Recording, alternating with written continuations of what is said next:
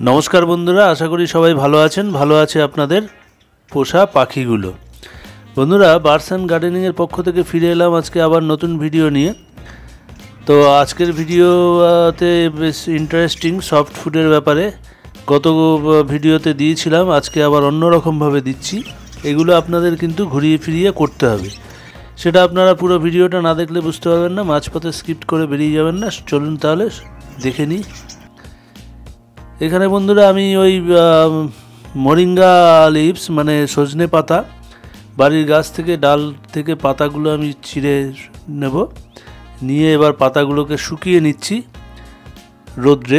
রোদ্রে শুকিয়ে নিয়ে মুচমুচে হয়ে যাবে, সেগুলো আমি রেখে দেব। আমি যখনই সফট ফুড দেব সেটা আমার সারা বছরের জন্য সেটা কাজে লাগবে। এটা তো আর সব সময় শুকিয়ে রেডি করা যায় না, এই জন্য ঘরে রেখে দিতে হয়।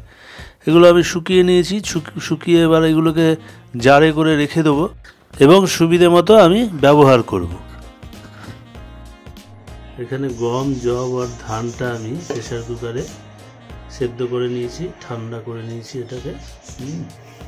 এটা এখনো গরম আছে, যাই হোক এটাকে ঠান্ডা করে নেব। ঠান্ডা করে তারপরে কি করব আপনাদের দেখাচ্ছি।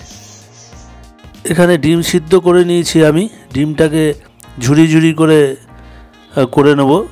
এবার এই গমটাকে এর সাথে দিয়ে দিচ্ছি, গম আর জব মিলানো আছে। আমি ধানও নিয়ে নিয়েছি, আপনারা যদি মনে করেন ধানটাকে বাদও দিতে পারেন, কিন্তু দিলে ভালো হয়।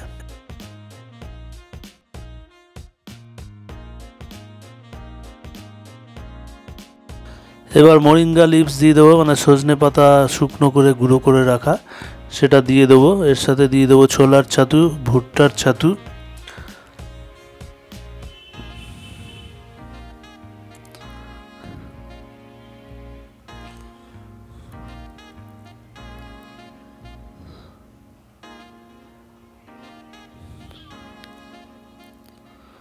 এবার দিয়ে দেবো ক্যালসিয়াম ড্রপ। কি ক্যালসিয়াম দিই সেটা জানতে হলে আমার পুরো ভিডিও ফলো করতে হবে, আমি এর আগের ভিডিওতেও দিয়েছি। এখানে দিয়ে দেবো পরিমাণ মতো।